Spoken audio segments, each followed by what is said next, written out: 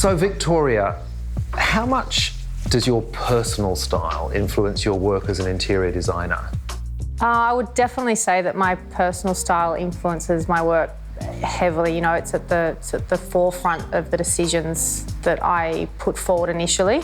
Let's talk about this place. I mean, you've created such a beautiful experience here. Tell me a little bit about it. It is a great experience when you come to this venue. It's something that you would never expect. Probably from the moment that you pull in at the driveway there's only a little hint of the schoolhouse in that deep kind of red colour. And then as you arrive down here at the main building, you're greeted by these huge barn doors. You have no idea what's behind them, and a seemingly modern looking barn. Then the moment you open the doors, we kind of created this huge light installation here, which really takes people away on a little adventure, and it continues as they walk through the doors and out into the courtyard. It's a bit of an unravelling story, you could say. I mean, Victoria, I think of your work as exemplifying what we're now calling the new rural. I mean, I always think of your work as being a very sophisticated and contemporary take on country style. Is that a fair comment? Because I was also going to ask you how much you're affected or impacted by living here in country New South Wales.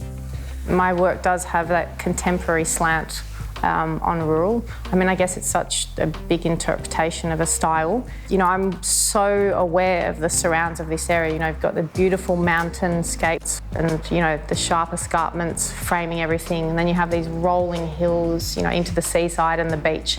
You know, and you can't help but take on board all those landscapes that are kind of framed in your mind and work with those, the materiality and the lighting and the tone, and put those back into the spaces that we're working with.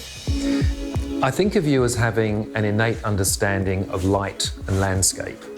Those definitely the two most fundamental elements in my work, especially as you're starting a project. You know, it's your basis. There's the context where you're working.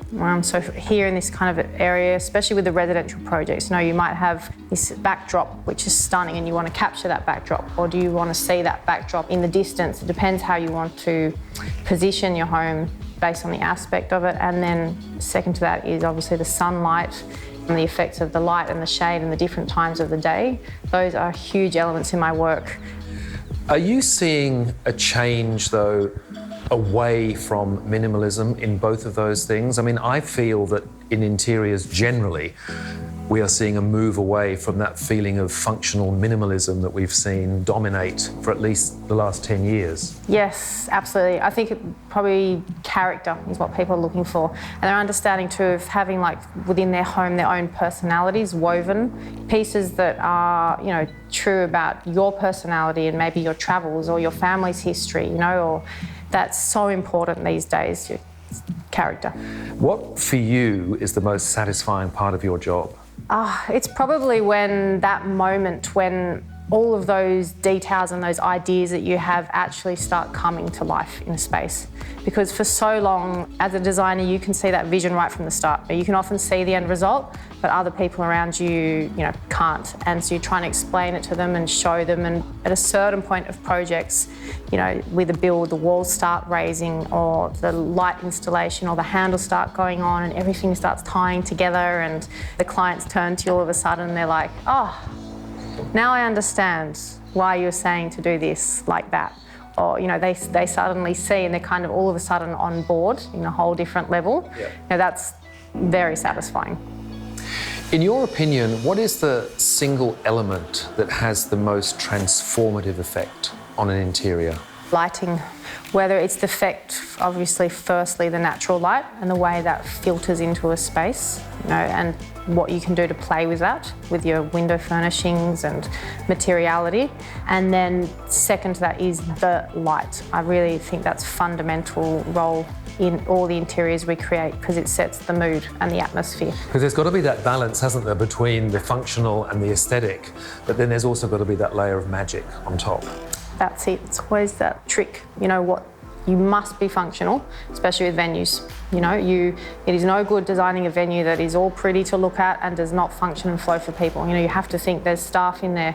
How are they serving this? How are they moving around there? How are they getting to the kitchen? Where's the plates being dropped off? Yeah, I mean, the mind is busy. It's constantly ticking over, thinking, how do people move around here? Well, it's all those details we were talking about earlier that you have to have in mind all the time. Yeah, you've got to keep them in mind all the time. I think a lot of people, maybe if they don't understand this profession as well, they can't see how many details are going on, and at the end all those details have to tie together. So you need to know really from early days in the project what's happening. Probably where I've been successful is I am really adaptable.